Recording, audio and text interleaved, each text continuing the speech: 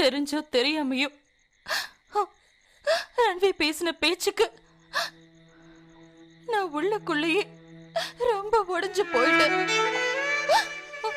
எனக்கு எனக்கு நல்லா தெரியும் அவன் இப்படி பேசுனதுக்கெல்லாம் ஒரு காரணம் இருக்கு. எத்தனை வருஷமா எல்லாத்தையும் சகிச்சுக்கிட்டு அவன் முகத்தை பார்த்துக்கிட்டே தான் என்னோட வாழ்க்கைய நான் இது வரைக்கும் ஓட்டிக்கிட்டு இருக்கேன். என்னோட ரன்வீர் வளர வளர எனக்கும் வாழணுங்கிற நம்பிக்கை வந்துச்சு. என்னோட என்னோட காயமும் ஆற ஆரம்பிச்சது. ஆனா அவன் இப்படி சொன்னதும் இனிமே நான் அவன் அம்மா இல்லைன்னு சொல்லிட்டான். அப்பவே எனக்கு வாழணுங்கிற ஆசை போயிடுச்சு. இங்க பாருங்க ரத்னா, அவனோட பேச்செல்லாம் பெருசா எடுத்துக்காதீங்க. ஒரு மனுஷன் கோவத்துல எவ்வளவோ பேசுவான். கோவத்துல என்ன பேசுறாங்கன்னு அவங்களுக்கே தெரியாது. ரன்வீர் ஒரு சின்ன பையன், அதுவும் மீராவோட அண்ணன். ரன்வீர் அவன் வெறும் கோவத்தை தான் காட்டினான்.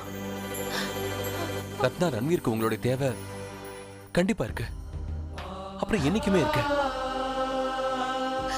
அவன் உங்க மேல நிறைய அன்பு வச்சிருக்கான்.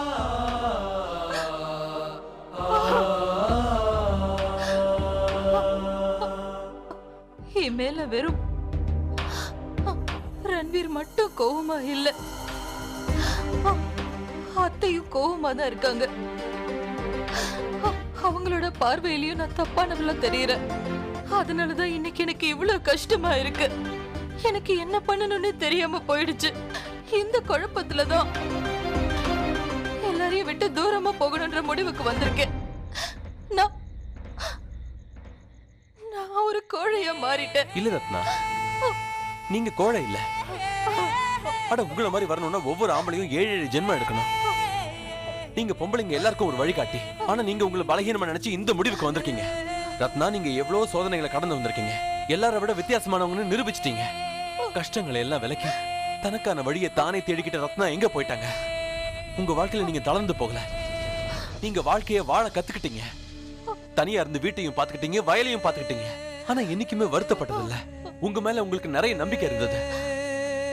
அந்த ரத்னா இப்ப எங்க போயிட்டாங்க? நான் கலைச்சு போயிட்டேன். நான் ரொம்ப கலைச்சு போயிட்டேன். இதுக்கு மேலேயும் என்னால போராட முடியாது.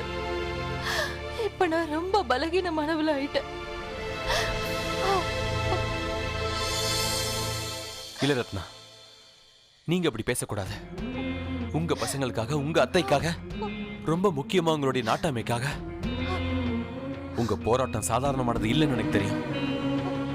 ஆனா அடிபட்டு விழுந்து வருத்தப்படுறதுக்கு பதிலா எந்திரிச்சு நின்னு முன்னேறி போகணும். அதான் வாழ்க்கைன்னு சொல்லுவாங்க. நான் ஒண்ணு சொல்றேன், இன்னில இருந்து ஒரு புது வாழ்க்கையை ஆரம்பிங்க. கவலைப்படாதீங்க, நான் உங்க கூட இருக்கேன். என்னைக்குமே உங்க கூட இருப்பேன். ரன்வீர், மீரா 2 பேரையும் பார்த்துப்பேன். வேலை பார்க்க முயற்சி செய்வேன், வயலையும் பார்த்துப்பேன். நான் ரன்வீருக்கு புரிய வைக்கிறேன். அப்புறம் ரன்வீர் சரியாயிடுவாங்கிற நம்பிக்கை எனக்கு இருக்கு. எல்லாத்தையும் நான் பாத்துக்கிறேன், அப்புறம் உங்களையும் நான் பாத்துக்கிறேன். ஆனா ரத்னா, எனக்கு நீங்க ஒரு வாக்கு தரணும். இதுக்கப்புறம் இந்த மாதிரியான தப்பு பண்ண மாட்டேன்னு.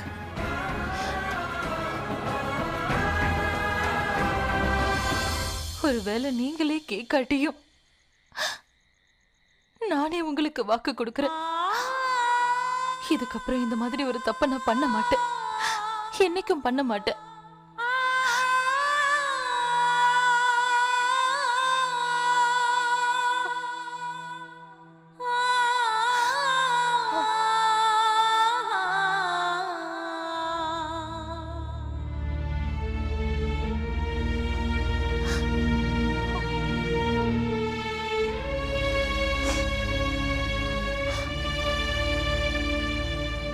போலாமா?